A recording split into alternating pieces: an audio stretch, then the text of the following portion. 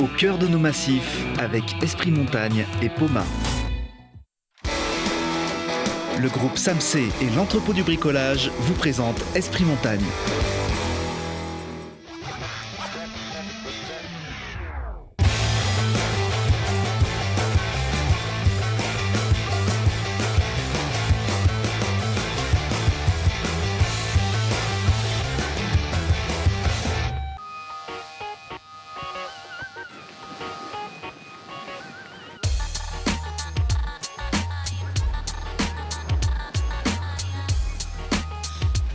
Bienvenue à tous, Esprit Montagne déménage le temps d'une émission dans la station pionnière de la région grenobloise, Champs-Rousses.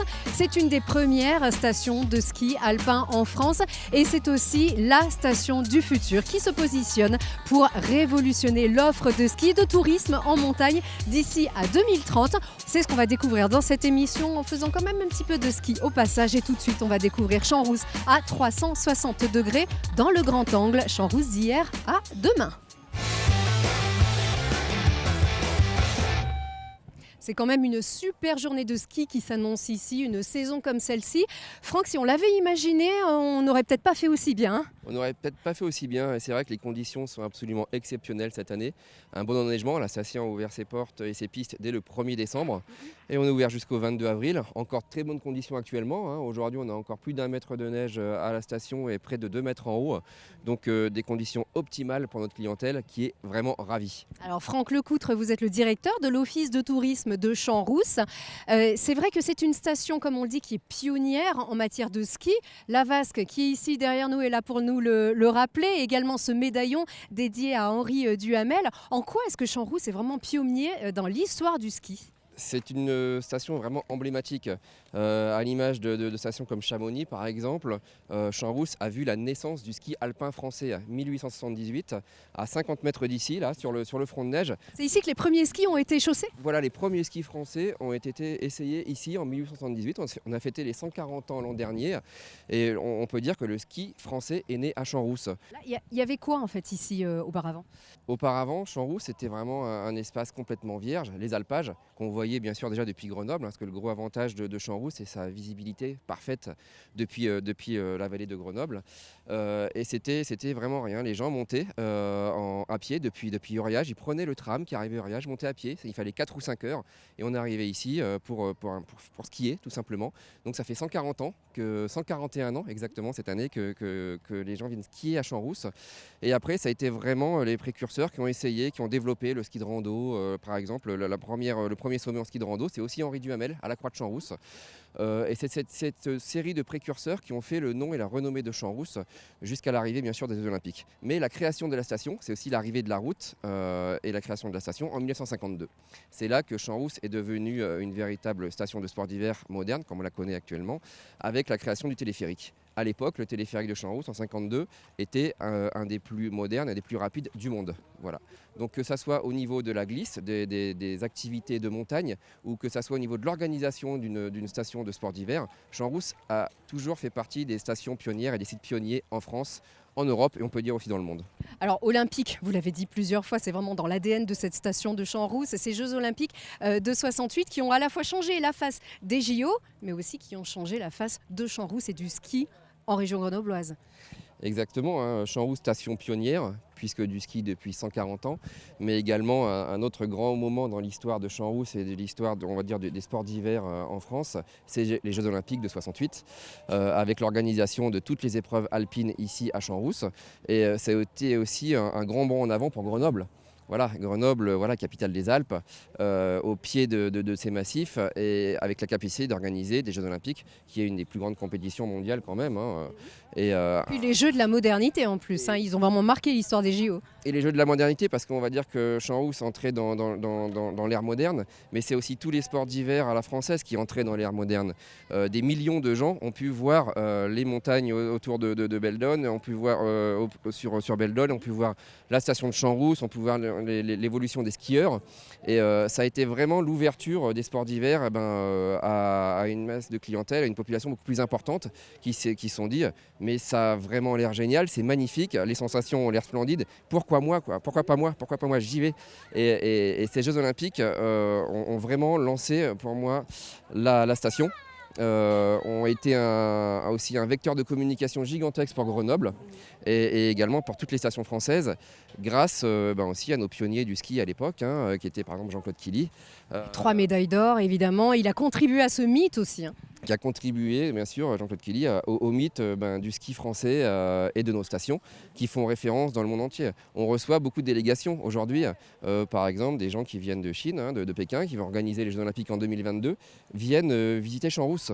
Vous avez organisé les Jeux il y a plus de 50 ans, ça s'est très bien passé, ça a été l'explosion pour vous des sports d'hiver. On veut réussir comme vous. Et ils viennent voir comment on a fait, s'acculturer à nos techniques, à nos façons de faire et à notre identité montagnarde qui est très forte. Et cet ADN qu'on le retrouve à Grenoble ou à Champs-Rousses, il faut absolument le conserver, c'est notre valeur ajoutée. Oui, et vous avez copieusement fêté aussi ces Jeux Olympiques, ces 50 ans des Jeux Olympiques de Grenoble, avec les acteurs de l'exploit qui étaient ici, qui ont rallumé cette vasque.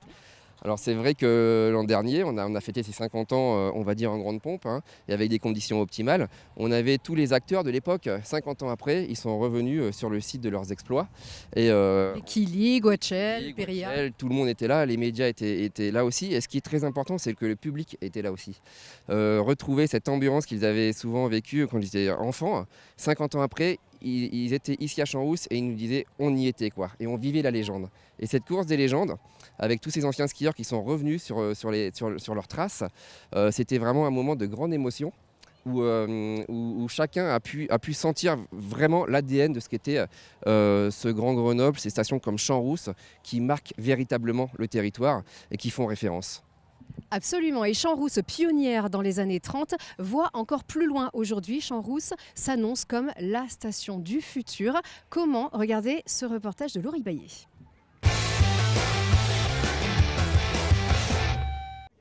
La station du futur, c'est elle, Champs-Rousses, cette station de ski à 1800 mètres d'altitude, créée dans les années 50.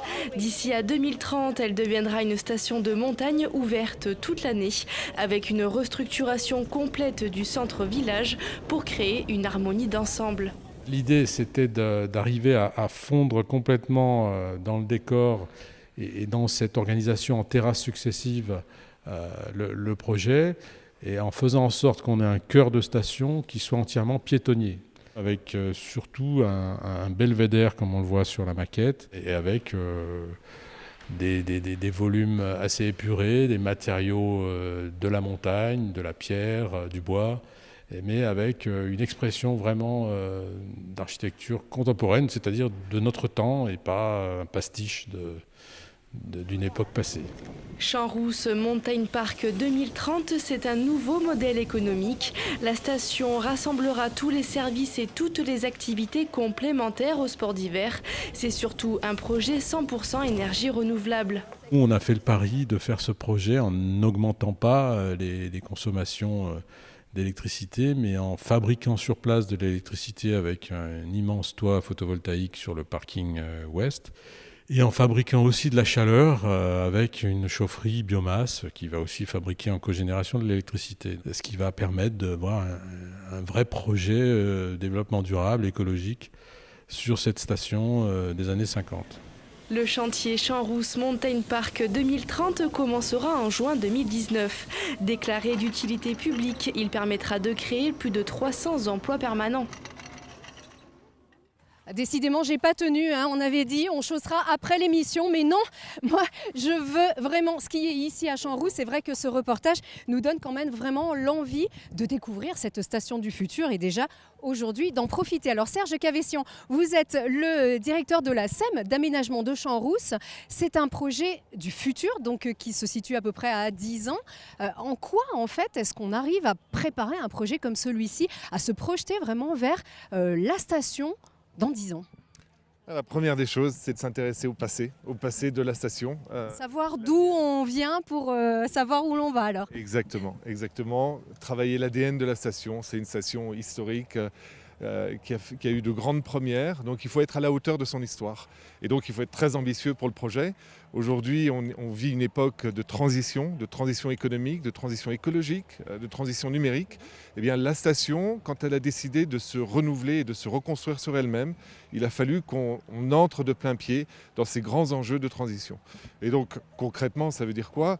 En matière de transition économique, c'est de faire en sorte que la station puisse le plus possible fonctionner à partir de ses propres ressources. Viser à une autosuffisance économique, c'est aussi créer par exemple un smart grid énergétique, c'est-à-dire un schéma énergétique où on va créer sur place des sources de production d'énergie alternatives, de telle sorte qu'on puisse avoir une énergie propre, une énergie renouvelable, et d'avoir la meilleure énergie au meilleur moment et au meilleur coût. Donc c'est une manière aussi de créer des économies substantielles dans un budget des communes de montagne qui est souvent le plus important, celui de l'énergie.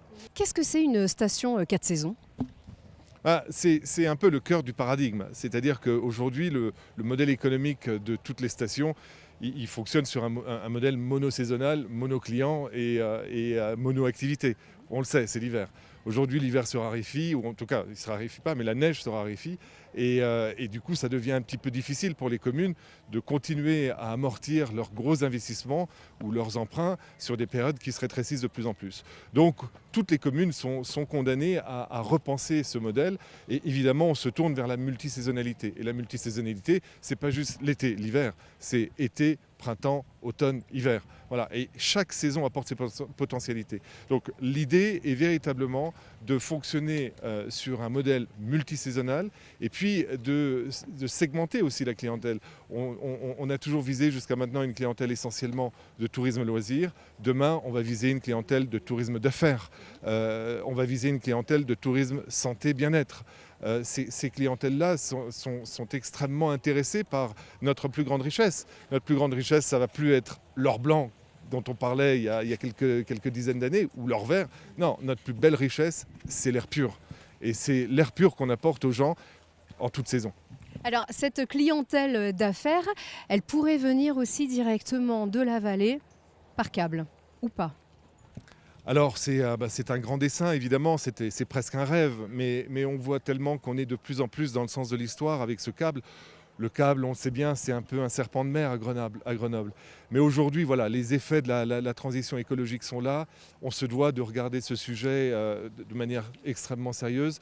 Il ne faut surtout pas le voir comme d'aucuns pourraient le faire, comme une espèce de luxe qu'on apporte à une poignée de privilégiés qui peuvent se payer la montagne pour un week-end. Non, c'est aussi de pouvoir créer des gares intermédiaires pour désengorger des combes. Je pense à la combe des Bains, je pense à la combe de Gières, qui voit aujourd'hui un nombre de véhicules tous les jours, au quotidien, extrêmement important, près de 20 000 véhicules chaque jour. Donc c'est aussi une façon de décarboner ces vallées et de désengorger ces vallées et de permettre un usage au quotidien pour le plus grand nombre. Donc c'est ça qu'il faut voir en premier. Aujourd'hui, le câble, c'est d'abord un outil, un moyen de transport en commun pour le plus grand nombre. Très bien, c'est vrai que ça n'est pas forcément un mythe, ça pourrait être une réalité. Peut-être bientôt. Merci beaucoup, Serge Cavessian. Moi, ce que je vous propose de faire, c'est d'aller prendre un transport par câble un petit peu plus traditionnel pour aller rejoindre la Croix de Champs-Rousse et faire un petit peu plus connaissance avec le Champs-Rousse d'aujourd'hui, avant de comprendre bien sûr le Champs-Rousse de demain. À tout de suite.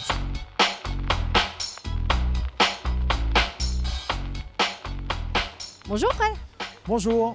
Fred Géromin, directeur des remontées mécaniques. On a de la chance de vous trouver ici avant de prendre le télécabine. Il y a beaucoup de monde encore aujourd'hui. Oui, c'est encore une belle journée. Ça fait 3 semaines que ça dure.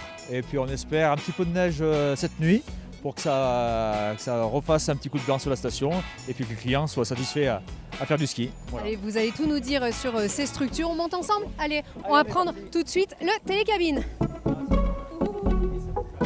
Ouhouhou. Et ça secoue un peu quand même. Un petit peu, oh, ça fait des sensations. Oui, c'est quand même de là à dire que c'est un manège, ça fait pas peur aux enfants en général. Ah non, du tout. Là, on est vraiment, je dirais, dans une cabine et c'est sécurisant pour les petits et les parents. Alors justement, elles sont très modernes en fait, les structures. Champs-Rousse, c'est une station pionnière, mais qui a des structures quand même résolument modernes. Oui, on a fait depuis 2007 de gros travaux d'amélioration sur nos remontées mécaniques et sur le domaine skiable. Alors le domaine skiable, on dit le nombre de kilomètres de pistes, c'est pas toujours très représentatif, hein, mais à peu près le nombre de kilomètres enneigés ou alors le nombre de pistes. Alors sur le domaine alpin de Champs-Rousse, nous avons 90 km de pistes et on peut skier sur 350 hectares. 350 hectares. Voilà. Et sur le domaine nordique, on est plutôt sur 44 km de piste, avec un beau domaine nordique d'altitude. Il s'étend aussi le domaine skiable et Champs-Rousse investit notamment, comme vous l'avez fait sur Casse-Rousse aussi il y a 2 ans. Oui, c'est le dernier investissement majeur sur le secteur de Casse-Rousse, où on a investi sur un télésiège débrayable 6 places et de la neige de culture. Voilà. Avec tout le défi aussi, c'est de rendre plus modernes des sites qui sont historiques finalement. C'est d'apporter sur ce secteur-là du confort, de la sécurité et de pouvoir amener des skieurs moyens sur ce secteur. Ah bah d'ailleurs c'est à nous, on descend. Moi je vous laisse ici, merci beaucoup d'avoir été avec nous. Au plaisir.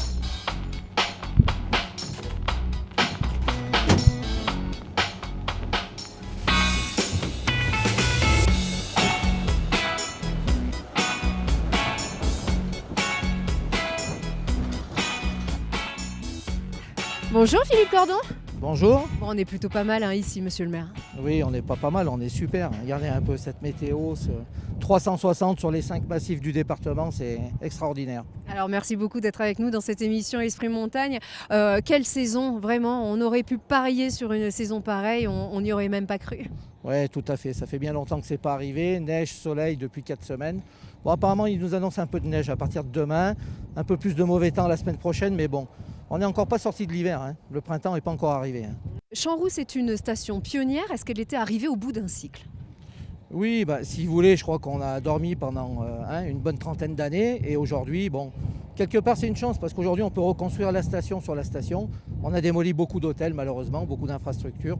Aujourd'hui c'est parti pour le refaire et le faire avec naturellement ce qui se passe au XXIe siècle, tout ce qui est le data, ce qu'on appelle la Smart Station. On peut y mettre beaucoup de choses dans Smart. Smart, c'est pas que joli, c'est aussi toutes les technos qui vont autour. Et je crois qu'en bas dans la vallée, on a des sacrés partenaires qui peuvent nous accompagner. Parce qu'ici, on a une vraie carte à jouer. C'est vrai qu'il y a peu de stations qui peuvent bénéficier d'une physionomie pareille. On est la seule. Chercher en France, sans vouloir, nos collègues ont aussi d'autres singularités. Ils ont des endroits magnifiques. Mais c'est vrai que Champs-Rousse, regardez ce 360. On a à 35 minutes, on a 800 000 personnes dans cette grande agglo, ce grand Grenoble. Bon, s'il y a bien un endroit où on doit pouvoir connecter la ville et la montagne, s'il y a une vraie volonté politique, et si les politiques prennent conscience de cette richesse, il y a un atout non seulement pour le département, la région, mais même sur le plan national. On ferait partie des 5 ou 6 villes dans le monde à pouvoir offrir un produit pareil. Oui, surtout que vous parliez de connecter, justement. Alors, il y a bien sûr ce projet de liaison par câble. Oui, écoutez, c'est un serpent de mer depuis pas mal de temps. J'espère qu'on va le réaliser. Je pense que les gens commencent à prendre conscience de décarboner. Vous savez, c'est 24 000 véhicules jour entre la Combe de Giers et la Combe de Bresson. Donc, ce n'est pas simplement du tourisme, comme certains veulent bien le dire. C'est aussi du périurbain. Et je crois qu'il faut aller vers l'avenir. Et c'est à nous aujourd'hui. Vous savez, on a eu des pionniers qui auraient pensé que les sports d'hiver, dans les années 50, quand les stations ont démarré, deviennent l'économie qu'elle est aujourd'hui. Et à nous de créer cette nouvelle économie de montagne du XXIe siècle. Et on doit en être un exemple et on a tous les ingrédients pour le faire. Oui, et puis on le voit ici avec cette métropole, Grenoble-Alpes Métropole, qui est aussi pionnier en matière de numérique, qui se développe. On a vraiment des forces ici sur ce territoire qui sont énormes en matière d'innovation et vraiment de projection de cette métropole vers l'avenir.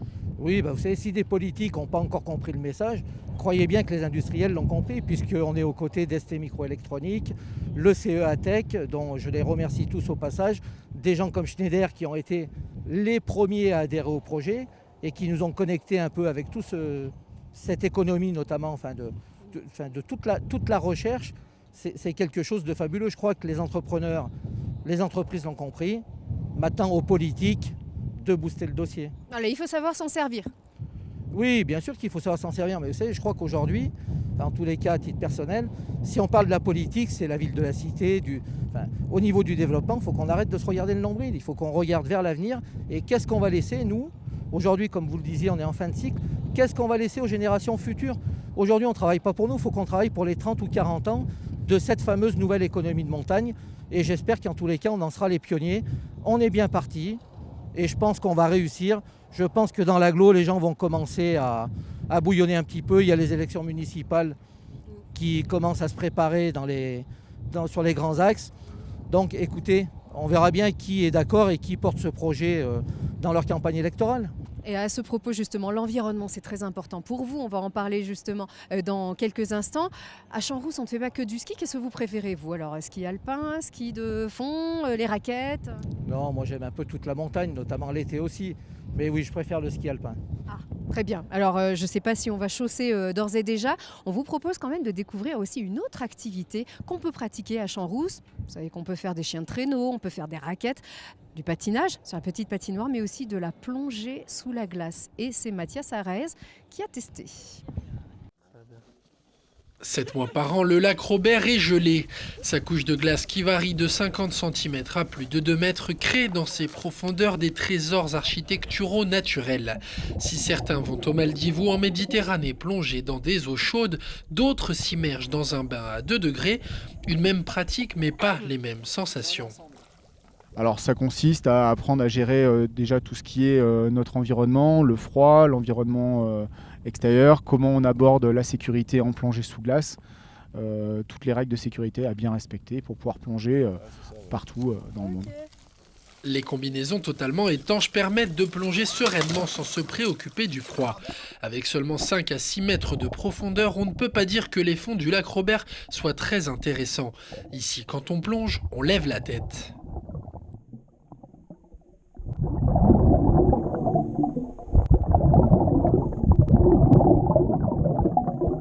Alors dans la pratique, pour se déplacer, on va évoluer justement sous cette couche de glace et on va se haler un peu sous cette glace avec les mains, jouer avec nos bulles au plafond, se déplacer vraiment lentement de trou en trou en suivant notre ligne de vie. On n'observe pas du tout les mêmes choses en fait. Enfin, là, c'est même pas une question de descendre, c'est juste de regarder sous la glace et les bulles d'air, les différences de relief. On voit bien effectivement où il y a eu des effondrements, comme on a pu nous l'expliquer, et où ça s'est reformé, donc voilà. Encore rare en France, la plongée sous glace se développe peu à peu.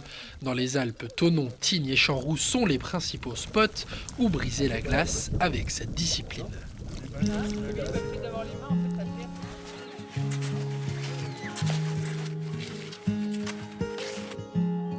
Bon, on va pas faire semblant, hein, j'ai dû déchausser, évidemment. Bonjour Moon. Bonjour. Comment ça va?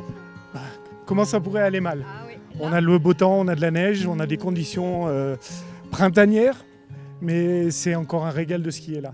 Alors, on est ici sur le plateau de l'Arcel. C'est ici qu'on pratique le ski nordique à Champs-Rousses. Ça représente combien de kilomètres, on va dire, ici, ce domaine nordique? Alors, le domaine nordique, ici à Champs-Rousses, c'est 41 km de pistes, plus les pistes raquettes, plus les pistes de luge, plus les chiens de traîneau. Donc, le domaine nordique, c'est pas uniquement le ski, c'est toute une série d'activités. Avec une ambiance qui est très, très apaisée, hyper familiale ici. Oui, c'est une ambiance qui est totalement différente par rapport au ski alpin.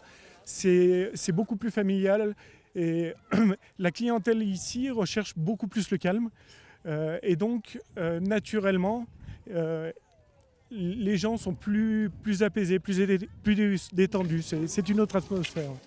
En tout cas, tout n'est pas encore dit en ce qui concerne cette spéciale Champs-Rousses. Vous savez qu'on peut skier aussi le soir et même la nuit. Lorsque le soir commence à tomber, il est possible de skier et en plus de skier plutôt à haut niveau quand même. Il y en a pour tous les niveaux. Regardez tout de suite ce reportage. À Champs-Rousses, cela fait déjà plusieurs années que l'on teste le ski nocturne. En apparence, rien de différent entre skier de jour ou de nuit, mais pour ces skieurs, les avantages sont nombreux. Non, j'ai pas spécialement de préférence, c'est juste que comme je suis là 6 jours, j'en profite quand il y a le nocturne. Voilà. Mais après, en plus, il y a moins de monde sur les pistes, donc c'est cool aussi, c'est une sensation différente. Je trouve qu'on a moins d'appréhension, en fait, on se pose moins de questions, comme on voit pas les bosses par exemple, on va beaucoup plus vite et c'est assez agréable finalement. C'est la première fois que je faisais ça et c'est bien. Et puis ici, le télécabine va assez haut, du coup, ça fait une assez bonne descente. Effectivement, ici les skieurs ont le choix. Plusieurs pistes rouges et bleues sont éclairées jusqu'à 20h30. Une façon pour la station d'accueillir toutes sortes de skieurs. Le ski nocturne, c'est vraiment pour tout le monde. On a la chance d'avoir ici un télécabine qui permet d'arriver directement au sommet de la station à 2250 mètres d'altitude. Donc on a 650 mètres de dénivelé en piste éclairée que vous avez pu voir ce soir. Et également la possibilité de remonter en télécabine, ce qui vous permet de rester au chaud. C'est vrai que la journée au ski, quelquefois il fait frais, mais surtout il fait bon la journée. Et la nuit il fait très froid. Donc là vous remontez au chaud, 650 mètres de piste éclairée depuis le sommet de la station jusqu'au pied de la station, jusqu'en station, au cœur de station. Et surtout un paysage magnifique sur la métropole grenobloise à vos pieds. Je pense qu'au niveau des pistes de ski nocturne, c'est un des plus beaux panoramas d'Europe.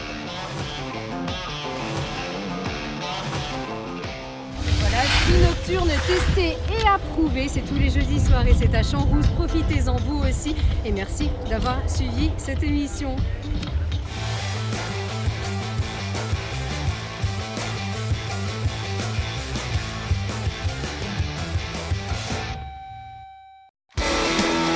Le groupe SAMC et l'entrepôt du bricolage vous a présenté Esprit Montagne. Au cœur de nos massifs avec Esprit Montagne et Poma.